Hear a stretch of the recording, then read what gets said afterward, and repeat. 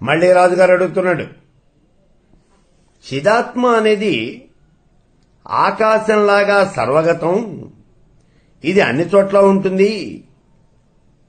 ఇది కదా ఇప్పుడు మనకు తెలిసినటువంటి విషయం. ఆకాశంలో అనేకమైన పదార్థాలు ఉన్నాయి, ఇవన్నీ కూడా వేరువేరుగా ఉన్నాయి. మరి ఇందాక అద్దంలో చూసినట్లుగా అని చెబుతూ భాసకం కన్నా భాష్యము అనేది విడిగా ఉండదు, ఆ రెండు కలిసే ఉన్నాయి అని అన్నావు కదా, ఇది ఎలా చెప్తావు అని అంటూ ఉన్నాడు. అంటే చిదాత్మ అనేది ఆకాశంలాగా సర్వగతము అన్నావు, ఆకాశంలోనేమో అనేకమైనటువంటి పదార్థాలున్నాయి, భిన్నమైనటువంటి పదార్థాలు అంటే వేరువేరు పదార్థాలున్నాయి కదా, మరి దీనికి నువ్వు చెప్పే సమాధానం ఏమిటి అన్నాడు. ఆకాశము అంటే అవకాశాన్ని ఇచ్చేది అని అర్థం. దీని గతంలో మనం చెప్పుకున్నాం. ఆకాశం గగనం శూన్యం అంటే ఆకాశం అంతా కూడా శూన్యము, అక్కడ ఇంకేం లేదు. కాబట్టి ఇది అద్దంలాగా గట్టిగా ఉండదు, కఠినమైనటువంటిది కాదు ఆకాశం అనేది. అలాగే ఘనీభవించింది కాదు, దట్టమైంది కాదు. అందుచేత వివిధమైనటువంటి పదార్థాలు ఆకాశంలో ఉన్నప్పటికీ అవన్నీ కూడా విడివిడిగా ఉన్నట్టుగా మనకు కనిపిస్తుంది.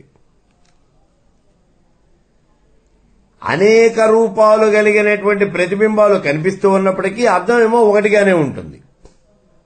ఆకాశం అంతా అద్దంలో కనిపిస్తూ ఉన్నదనుకోండి, అద్దం ఒకట్లానే కనిపిస్తుంది మనకి. ఎందుకనంటే అద్దంలో కాఠిన్యము అనేది ఉంది, కానీ ఆకాశంలో కాఠిన్యము అనేది లేదు. అందుకని అక్కడ అవన్నీ కూడా విడివిడిగా కనిపిస్తాయి, ఇక్కడ అద్దం మాత్రం ఒకటిగానే కనిపిస్తుందయ్యా. అలాగే విచిత్రమైనటువంటి ఈ జగత్తంతా కూడా అనేక విధాలుగా ఆత్మతత్వంలో ప్రకాశిస్తూ ఉన్నప్పటికీ నిద్రపోతూ కళను చూసినటువంటి నేను, మెడుకుగా ఉన్నటువంటి నేను, ఇక్కడ రెండు మాటలు చెప్పాం మనం. నిద్రపోతూ ఉన్నటువంటి నేను, మెడుకుగా ఉన్నటువంటి నేను. ఇక్కడే నువ్వు అనేది ఒకటే, రెండు నువ్వులు లేవు. నువ్వు అనేటటువంటి వాడు ఒకడే. కాబట్టి ఆత్మతత్వము అనేటటువంటిది ఒక్కటే. ఇందులో ఏ రకమైనటువంటి సందేహం కూడా లేదు. ఆత్మతత్వం అనేది ఒకటేను అన్నాడు. మళ్లీ అడుగుతున్నాడు ఈ రాజుగారు, సృష్టి అంతా కూడా కల్పనా మాత్ర సారమేను అని కదా ఇప్పటి వరకు చెప్పావు నువ్వు. మరి ఎప్పుడూ నిర్వికల్పంగా ఉండేటటువంటి ఆ చిత్తి నుంచి వికల్పమైనటువంటి ఈ సృష్టి అనేది ఏ రకంగా వచ్చింది, ఇది మళ్లీ అనుమానం. విన్నటువంటి మునిబాలకుడు చెప్తూ ఉన్నాడు, పరాచితి ఏ రూపమైనప్పటికీ బాహ్యమైనటువంటి ఆకాశం అద్దంలో కనిపించినట్టుగా తనలో బాహ్యమైనటువంటి ప్రపంచాన్ని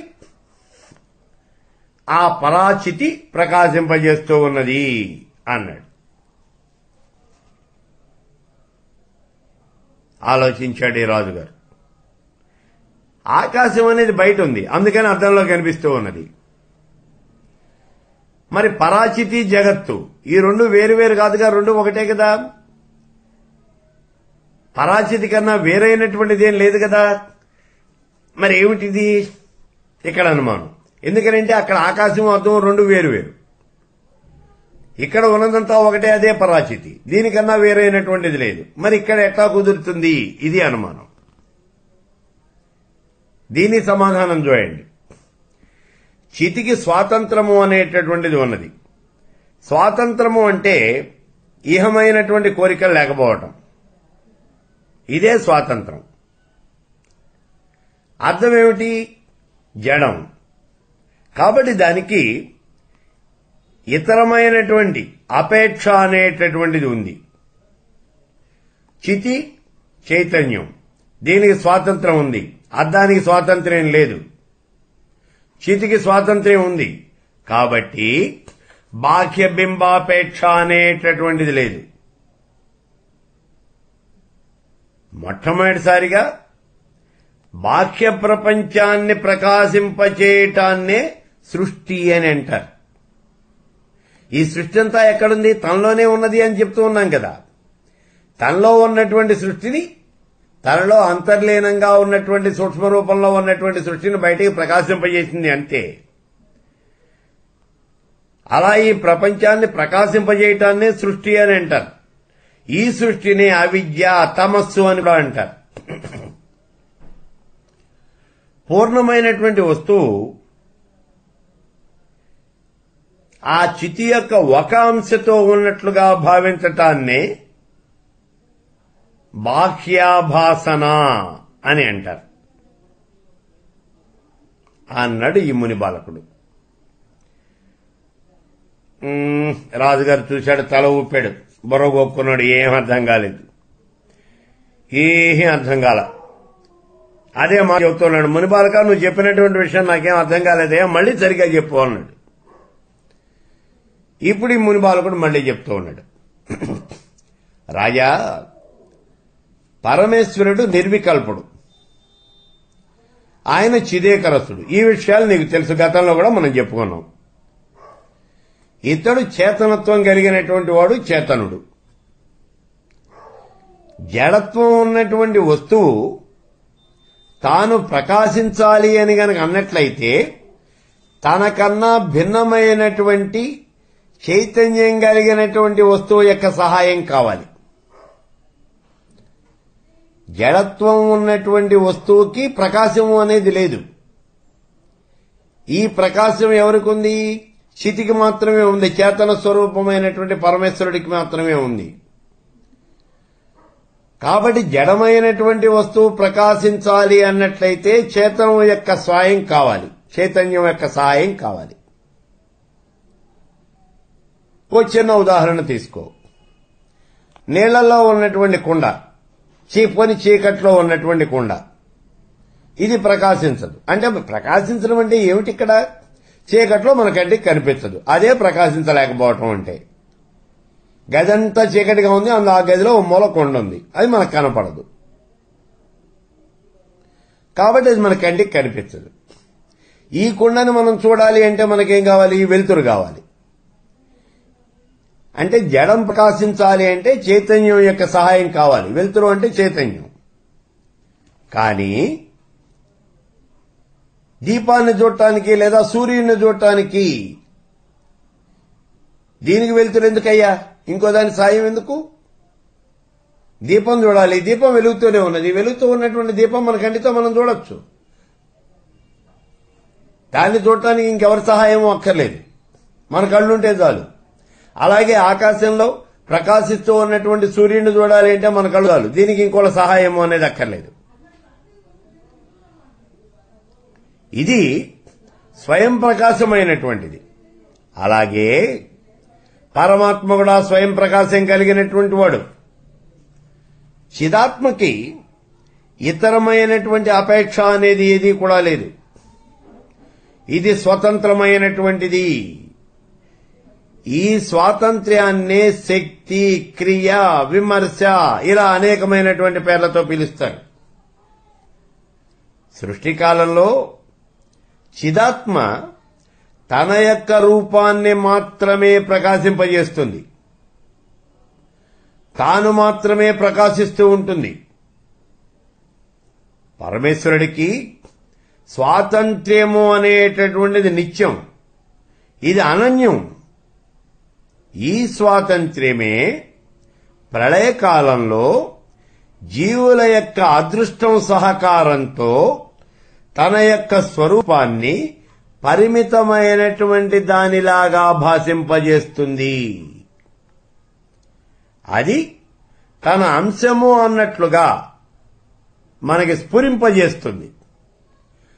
పరిచ్ఛిన్నమైనటువంటి అటువంటి స్థితిలో ఉంటుంది. అంటే కొంతమేర మాత్రమే ఆక్రమించినటువంటిదై అలా కనిపిస్తుంది. ఈ ఆత్మభావననే బాహ్యావభాసము అని అంటారు. చాలా జాగ్రత్తగా చూడండి, ఎంత గొప్పవైనటువంటి విషయాలు ఇక్కడ చెబుతూ ఉన్నాడో చూడండి.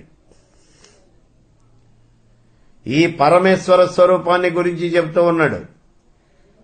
పరమేశ్వర స్వరూపము అనేది ఎప్పుడూ కూడా సృష్టికాలంలో తన రూపాన్ని మాత్రమే ప్రకాశింపజేస్తుంది, తాను మాత్రమే ప్రకాశిస్తూ ఉంటుంది. పరమేశ్వరుడికి స్వాతంత్ర్యము అనేది నిత్యం, ఇది అనన్యమైనటువంటిది. ఈ స్వాతంత్ర్యమే ప్రళయకాలంలో జీవుల యొక్క అదృష్ట సహకారంతో తన యొక్క స్వరూపాన్ని పరిమితమైనటువంటి దానిలాగా భాషింపజేస్తుంది. అది తన అంశ అన్నట్లుగా మనకి స్ఫురింపజేస్తుంది. పరిచ్ఛిన్నమైనట్లుగా కనిపిస్తుంది, అంటే కొంతమేర మాత్రమే ఆక్రమించి అలా మనకు కనిపిస్తుంది. ఈ రకమైనటువంటి ఆత్మాభాసనాన్నే బాహ్యాభాసనము అని అంటారు. రాజా, నేను అంటే ఈ దేహము అని అనుకుంటూ ఉంటారు ఇక్కడ. అంటే అహంత, ఇది ఇక్కడ అర్థం. ఇది దేహాన్నంతటినీ కూడా వ్యాపించి ఉన్నది. నేను అంటే ఈ దేహం, అంటే శరీరం మొత్తం కలిపితేనే నేను అని వాళ్ళు భావన చేస్తూ ఉన్నారు. ఏది శరీరంలో ఏదైనా ఒక భాగం కనుక ఊడిపోయింది అనుకోండి, అంటే కాలో చెయ్యి తెక్కి కింద పడిపోయినాయి అనుకోండి, అప్పుడు ఆ తెయ్యి కింద పడిపోయినటువంటి భాగాన్ని కూడా నేను అని అంటామా మనం? అనం. మహా అయితే నా కాలు అంటాం అంతే. అంటే ఏమవుతోంది? దేహమే నేను అన్నప్పుడు అక్కడేమో అహంత అంటున్నాం, ఇక్కడ ఈ ఊడిపోయినటువంటి కాలో చెయ్యే ఉన్నదే, ఇక్కడికి వచ్చేప్పటికి అహంత అనేది ఉండదు. విడిపోయినటువంటి భాగము అనేది ఈ అహంత కన్నా వేరుగా కనిపిస్తుంది, ఈ శరీరం కన్నా వేరుగా కనిపిస్తుంది మనకి. పోయినటువంటి ఈ భాగంలో ఈ అహం అనేటటువంటి భావన అనేది లేదు, అది పోయింది, అది నేను కాదు. ఇంకా ఆత్మలో ఈ రకంగా భాషించటమే బాహ్యావభాసనము. దీన్నే అవ్యక్తము, జడశక్తి అని అంటారు. పూర్ణమైనటువంటి చిదాత్మ తన యొక్క స్వాతంత్ర శక్తి వల్ల పరిచ్ఛిన్నంగా కనిపించటమే అవిద్య.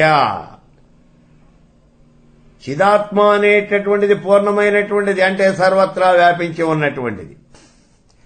ఇలా సర్వత్రా వ్యాపించి ఉన్నటువంటి ఈ చిదాత్మ పరిచ్ఛిన్నంగా, అంటే కొంతమేర మాత్రమే కనిపించి ఆక్రమించినట్టుగా కనిపించటం, ఇదే అవిద్య.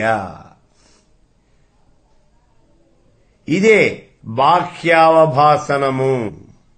ఇదే పరమేశ్వరుడి యొక్క మొట్టమొదటి సృష్టి.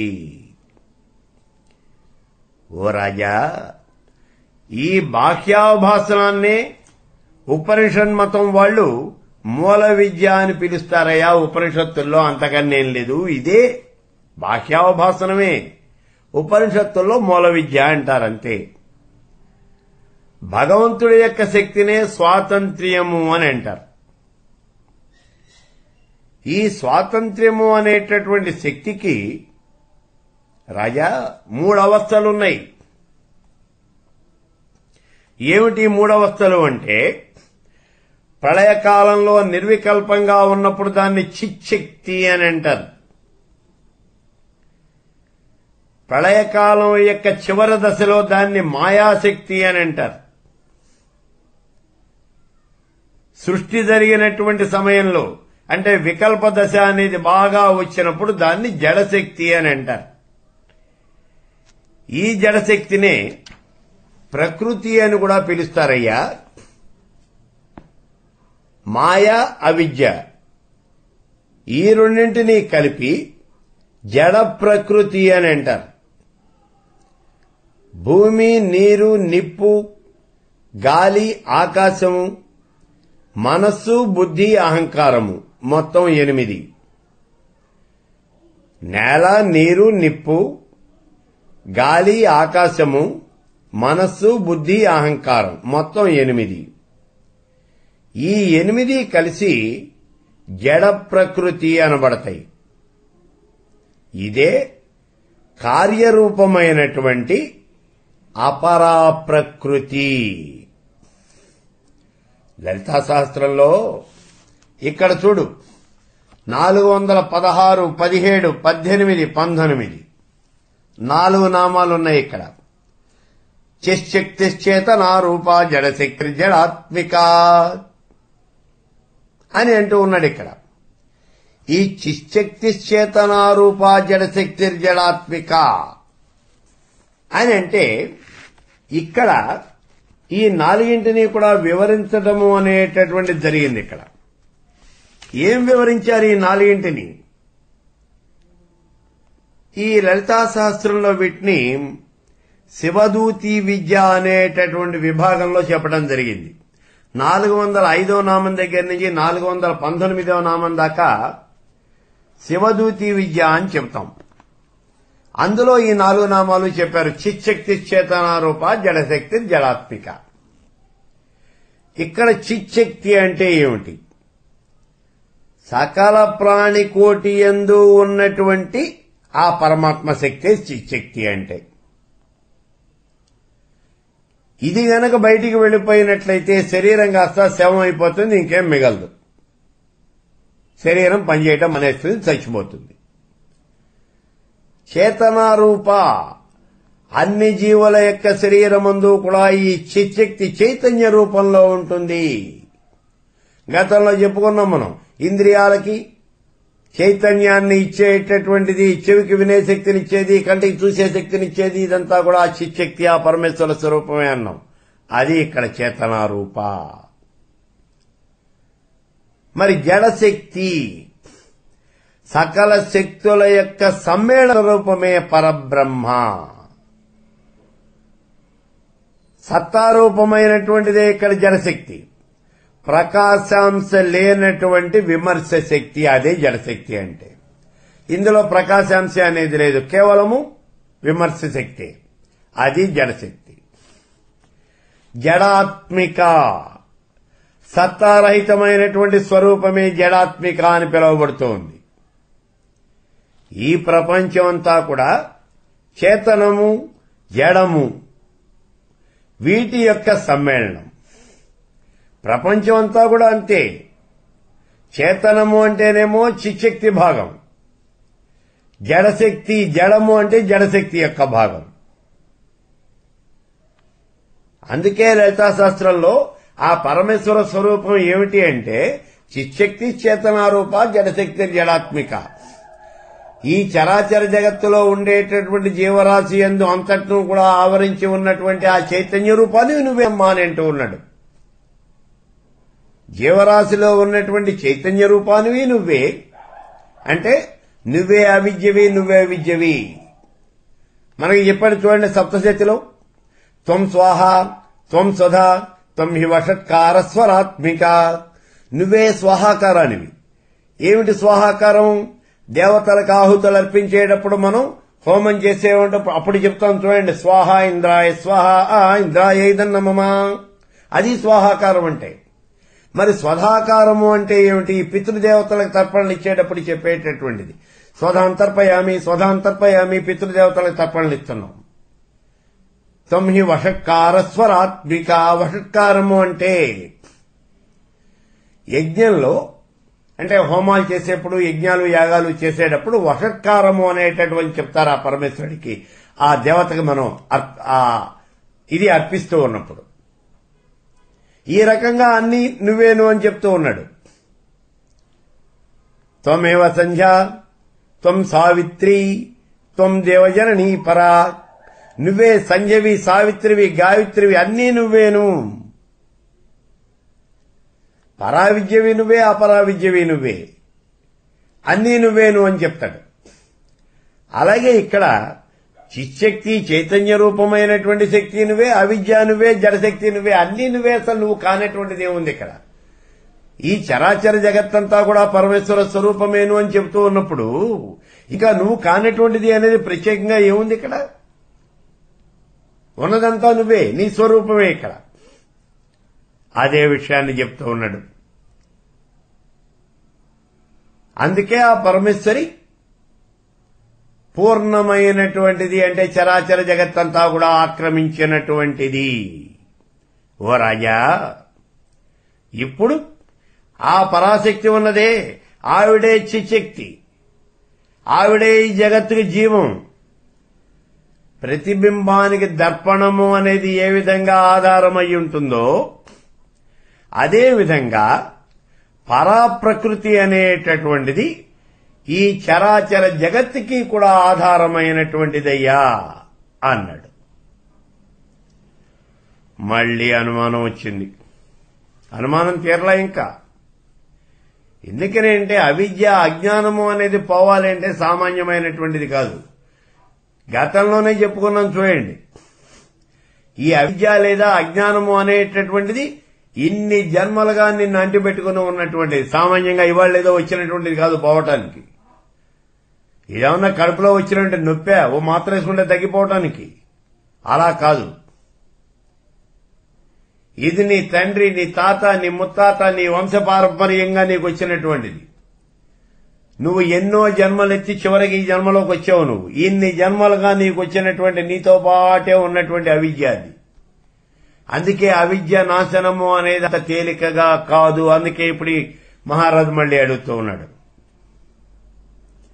సృష్టికి పూర్వం ప్రాణుల యొక్క అదృష్టం ఉన్నదే దాన్ని పురాకృతము అని,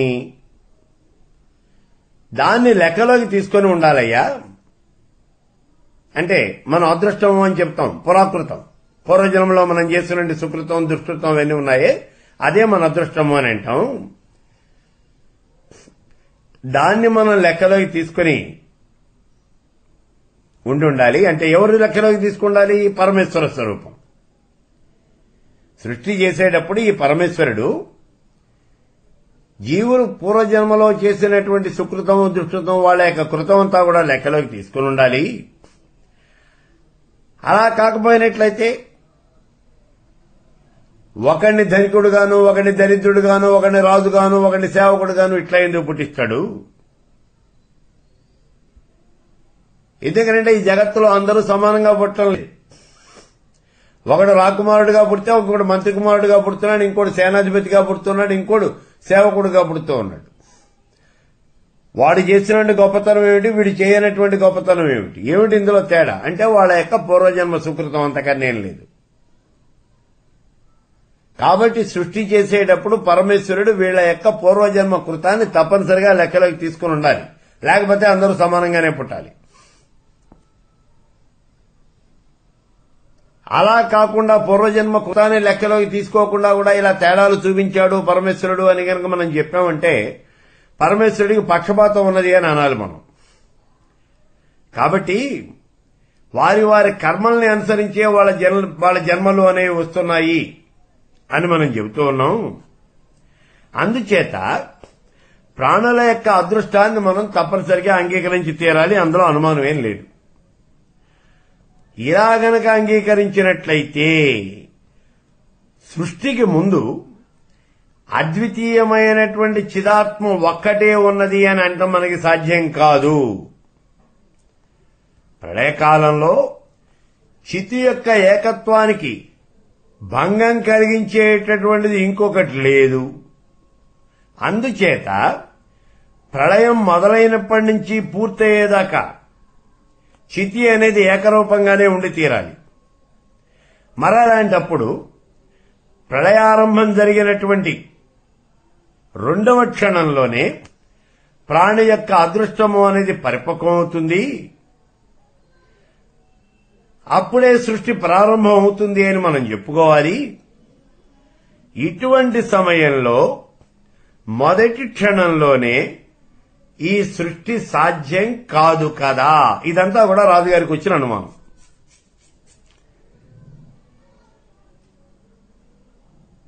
సరే, ఇప్పుడు దీనికి ఈ మునిబాలకుడు సమాధానం చెప్తూ ఉన్నాడు చూడండి. గతంలో ఉన్నదేనయ్యా మళ్లీ పైకి కార్యరూపంగా కనిపిస్తూ ఉన్నది, అంతేనంతకన్నేం లేదు.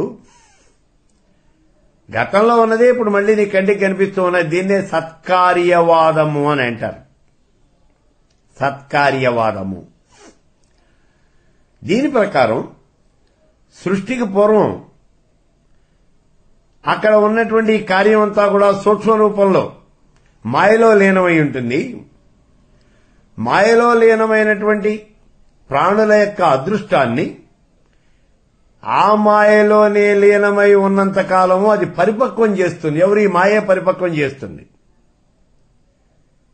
అలా పరిపక్వం చేసేవంటి ఆ మాయ కూడా చిదాత్మ యొక్క శక్తేనయ్యా.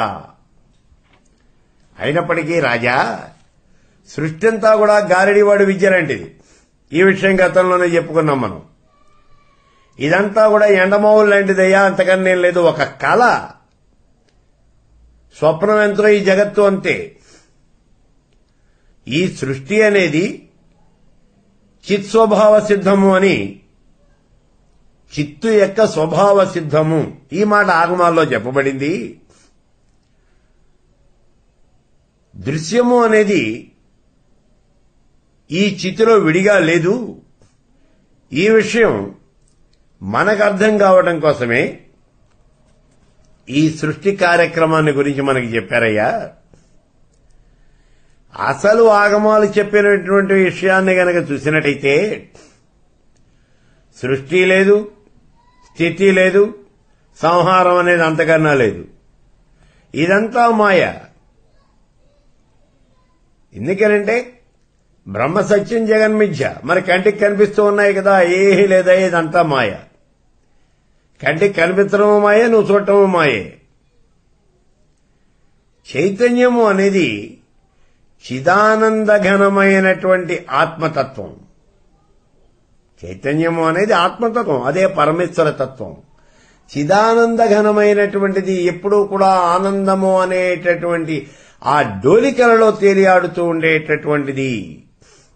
అదొక్కటేనయ్యా ప్రకాశిస్తూ అన్నది, ఇంకా ఏమీ లేవయ్యా నీకు అన్నాడు.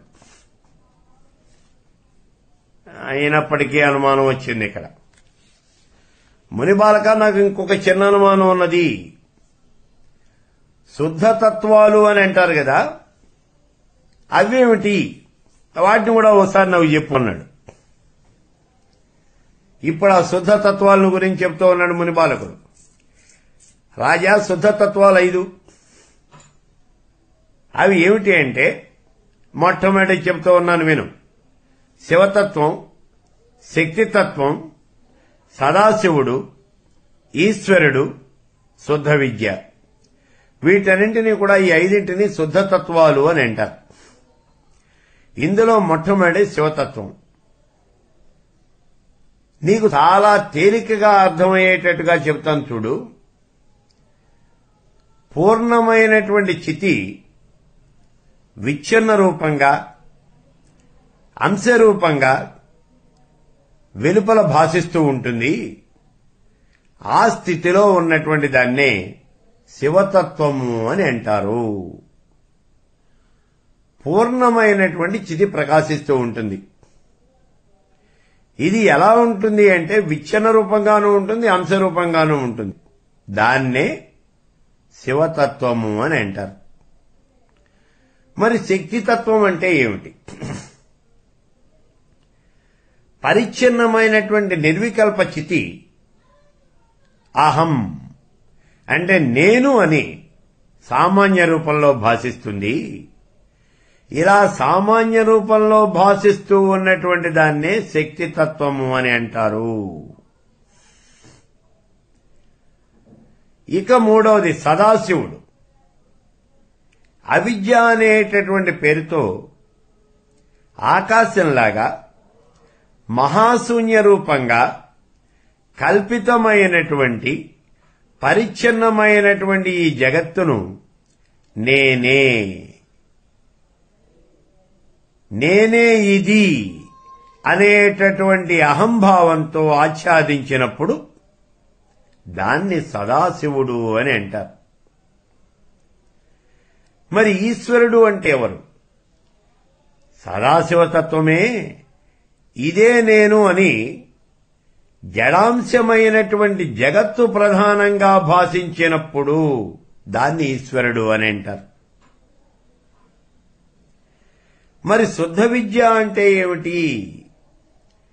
సదాశివ ఈశ్వర తత్వాలకు ఉన్నటువంటి భేదాలను వదిలిపెట్టేసి ఒక్కొక్క దాన్నే గూర్చి విడివిడిగా మనం తెలుసుకోవటాన్ని శుద్ధ విద్య అని అంటారు. ఓ రాజా, ఇంతవరకు ఈ పరాచితి అనేది అద్వితీయంగానే భాషిస్తూ ఉంటుంది. వీటి మధ్యన భేదభావన ఉన్నప్పటికీ అది ప్రస్ఫుటంగా మాత్రం కనిపించదు. ప్రస్ఫుటంగా అంటే కంటికి కనిపించేట్టుగా మాత్రం ఉండదు. అందుచేతనే ఇదంతా కూడా అద్వితీయమైనటువంటి చిదాత్మగానే భాషిస్తూ ఉంటుంది. అసలింతకీ తత్వము అంటే ఏమిటో తెలుసా నీకు? తత్వము అంటే భావన, ఉనికి, భావము, ఇదే అర్థం. ఇక్కడ శివతత్వం, శక్తితత్వం ఈ రెండింటిని గురించి చెప్తాను విను. మహాప్రళయం జరిగే వరకు పృథివీ మొదలైనటువంటి పంచభూతాలు వాటి ధర్మాలతోనే ఉంటాయి. ప్రళయకాలం దాకా అలాగే ఉంటాయి. అయితే మరి వస్తువులు, ఘటము, పటము ఇత్యాది వస్తువులన్నీ కూడా ప్రళయానికి ముందే నశించిపోతాయి, ఏం మిగలవు. మిగిలేది ఆఖరిగా ఉండేది పంచభూతాలే. ఇప్పుడు అలలు లేనటువంటి మహాసముద్రంలో ఒక్కసారిగా అలలు పుట్టుకొస్తాయి. అలాగే ఆ పరాచితిలో అనంతమైనటువంటి చిదంశలు ఒక్కసారిగా ప్రకాశిస్తాయి. ఈ అంశాల యొక్క మూలంగా చితి కన్నా విడిగా అంశాలు ఉన్నట్లుగా మనకు కనిపిస్తాయి. ఎందుకంటే ఒక్కసారిగా అనేకమైనటువంటి అంశాలు అందులోంచి పుట్టుకొస్తాయి అన్నాం కదా. చితి కన్నా విడిగా అనేకమైనటువంటి అంశాలు ఉన్నట్టుగా మనకు కనిపిస్తాయి. అంతేకాని పరిపూర్ణమైనటువంటి ఆ పరమేశ్వరుడు మాత్రం బాహ్య పదార్థంగా ఇక్కడ ప్రకాశించడు.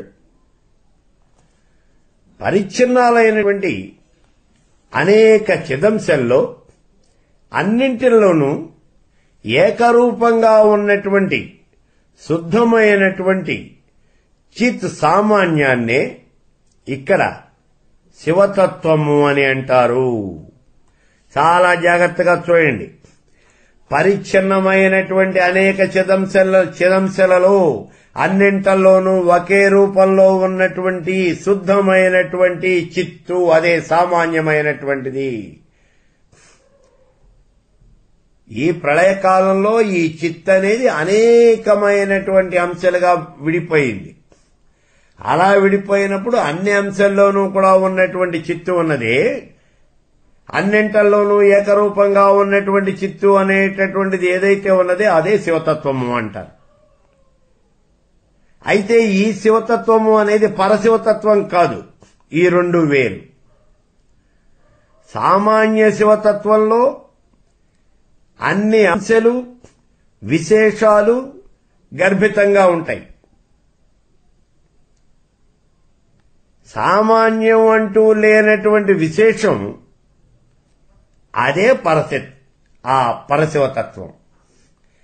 సామాన్య అంశాలు, విశేషాలు ఉన్నటువంటిదేమో ఇక్కడ శివతత్వం.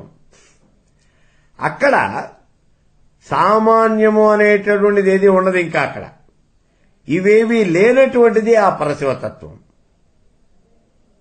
రాజా, పరిచ్ఛిన్న నిర్వికల్పక ఆ చితి, ఆ సామాన్యమైనటువంటి చితి ఏదైతే ఉన్నదో పరిచ్ఛిన్నమైనటువంటిది నిర్వికల్పం. పరిచ్ఛిన్న నిర్వికల్పక స్థితి. పరిచ్ఛిన్నము అంటే కొంత మాత్రమే, కొంత ప్రదేశం మాత్రమే ఆక్రమించినటువంటిది. అట్లా పరిచ్ఛిన్న నిర్వికల్పక స్థితి సామాన్యమైనటువంటిది. అది మాత్రమే ఇక్కడ శివతత్వము అనబడుతుంది. ఇందాక చెప్పాం కదా, పరమేశ్వర తత్వం అనేక రూపాలుగా వచ్చేసింది. ఇక్కడ అనేక అంశాలుగా, చిదంశలుగా భాషిస్తుంది. ఈ చిదంశలు అన్నింటల్లోనూ కూడా ఉన్నటువంటి ఆ చితి ఏదైతే ఉన్నదో సామాన్యమైనటువంటిది చితి, అదే శివతత్వము.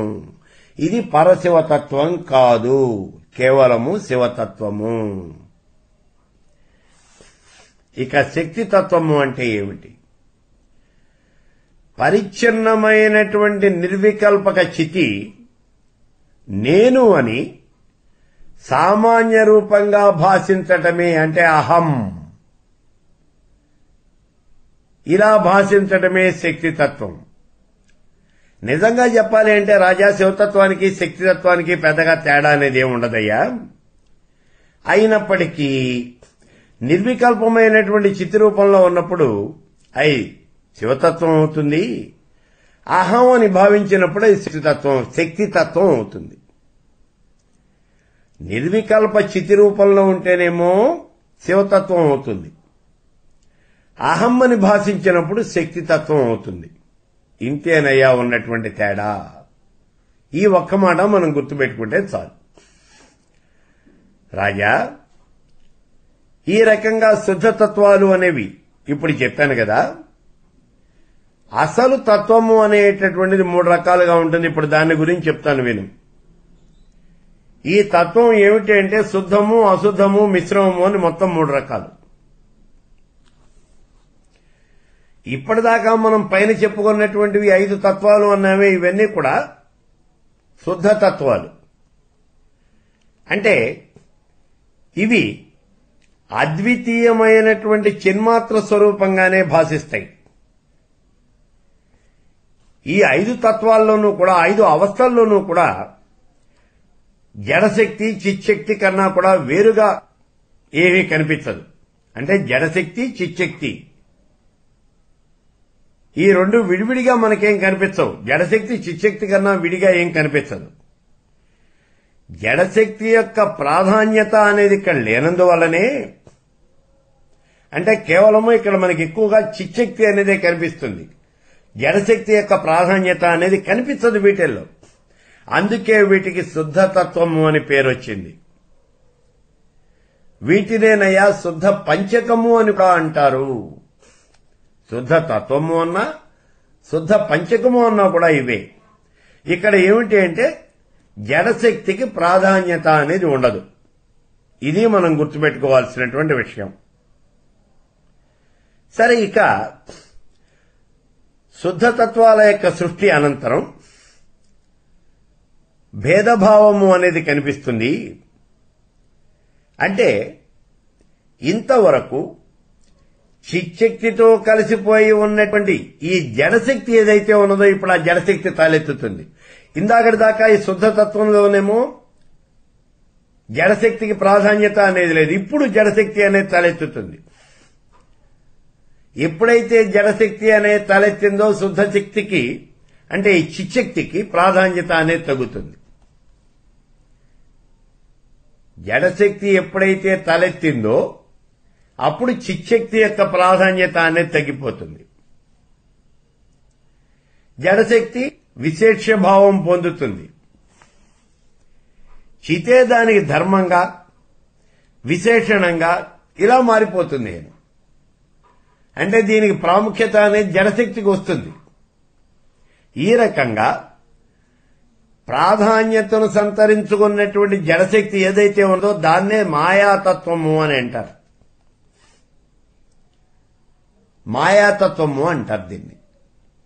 ఈ స్థితిలోకి వచ్చేప్పటికీ ఇక్కడ భేదబుద్ధి అనేది స్పష్టంగా మనకు కనిపిస్తూనే ఉంటుంది. అందుకే మాయని గురించి చెప్పేటప్పుడు భేదబుద్ధి స్వరూపిణి అని అంటారు మాయని. బుద్ధే మాయ. ఈ స్థితిలో జడశక్తి అనేది బాగా పెరిగిపోతుంది, చిచ్చక్తి అనేది తగ్గిపోతుంది. అటువంటి చితి 5 కవచాలు తొడుక్కొని ఉంటుంది. ఇప్పుడు ఈ మనం చెప్పుకునే ఈ జడశక్తి, ఈ మాయ, ఇది 5 కంచుకాలు కవచాలు తొడుక్కొని ఉంటుంది. ఈ కవచాలనే మనం కంచుకాలు అని అంటాం. కంచుకములు అంటే కవచాలు. 5 కవచాలు తొడుక్కొని ఉంటుందయ్యా. ఈ కవచాలనే కంచుకములు అని అంటారు. వీటినే 5 కంచుకాలు, పంచకంచుకాలు అంటారు. ఈ పంచకంచుకాలు చితిని ఆచ్ఛాదన చేస్తూ ఉంటాయి. అంటే దాన్ని అట్లా కవర్ చేస్తూ ఉంటాయి పైన. ఈ రకంగా 5 కంచుకాలను తొడుక్కున్నటువంటి చితియే పురుషుడు. పంచకంచుకాలు తొడుక్కున్నటువంటి ఈ కవచాలు ధరించినటువంటి చితి ఏదైతే ఉన్నదో దాన్నే పురుషుడు అని అంటారు అని అంటూ మాయాతత్వ సృష్టి అంతా కూడా ఈ 14వ అధ్యాయంలో ఇంతవరకు వివరించాడు. మాయాతత్వ సృష్టి అనేటటువంటి దాన్ని తంగనపుత్రుడైనటువంటి ఈ మునిబాలకుడు ఈ రాజుగారికి, మహాసేనుడు అనేటటువంటి ఈ రాజుకి మాయాతత్వ సృష్టిని గురించి వివరించాడు.